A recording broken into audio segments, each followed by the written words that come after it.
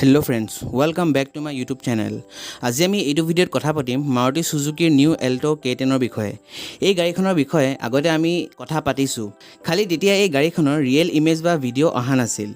Official teaser আৰু leak ফটোসমূহে আমি দেখা পাইছিলো। এতিয়া আমি এইটো ভিডিঅ'ত গাড়ীখনৰ ৰিয়েল ইমেজ আৰু ভিডিঅ' দেখিবলৈ পাইছো। এই গাড়ীখন লঞ্চ হোৱাৰ আগতে।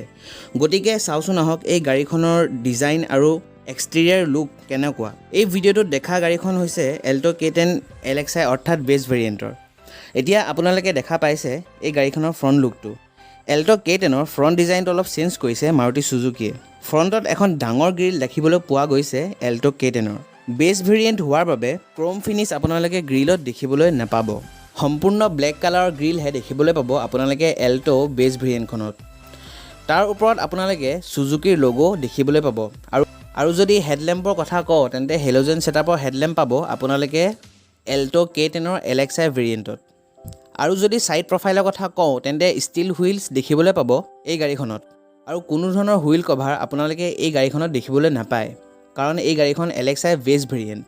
ORVMও আপোনালোকে ব্লেক কালাৰৰ পাই যাব আৰু লগতে ড'ৰ হেণ্ডেলো আপোনালোকে ব্লেক কালাৰৰহে পাব। কোনো ধৰণৰ আপোনালোকে ক্ৰম ফিনিছ এই গাড়ীখনত দেখিবলৈ নাপায়। এতিয়া আহিছোঁ এই গাড়ীখনৰ বেক প্ৰফাইল বা ৰিয়েৰ লুকটোলৈ। বেক ছাইডৰ পৰা দেখিবলৈ এই গাড়ীখনৰ অলপ মাৰুতি সুজুকি চিলেৰিয়ৰ নিচিনা লাগে। বেক ছাইডত আপোনালোকে এই গাড়ীখনৰ এটা সৰু স্পইলাৰৰ লগতে হেলোজেন ছেটআপৰ টেইল লাইট দেখিবলৈ পাব। এই গাড়ীখন 2 এদিনতে ভাৰতত লঞ্চ কৰা হ'ব আৰু তেতিয়া আপোনালোকক এই গাড়ীখনৰ সম্পূৰ্ণ ডিটেইলছসমূহ মই জনাবলৈ চেষ্টা কৰিম। তেন্তে আজিলৈ ইমানেই বন্ধুসকল। যদি আপোনালোকৰ ভিডিঅ'টো চাই ভাল লাগিলে লাইক আৰু কমেণ্ট কৰিব আৰু আগলৈ গাড়ী আৰু বাইকৰ বিষয়ে এনেকুৱা ইনফৰ্মেটিভ ভিডিঅ'সমূহ চাবলৈ মোৰ চেনেলটো ছাবস্ক্ৰাইব কৰি দিব। ধন্যবাদ।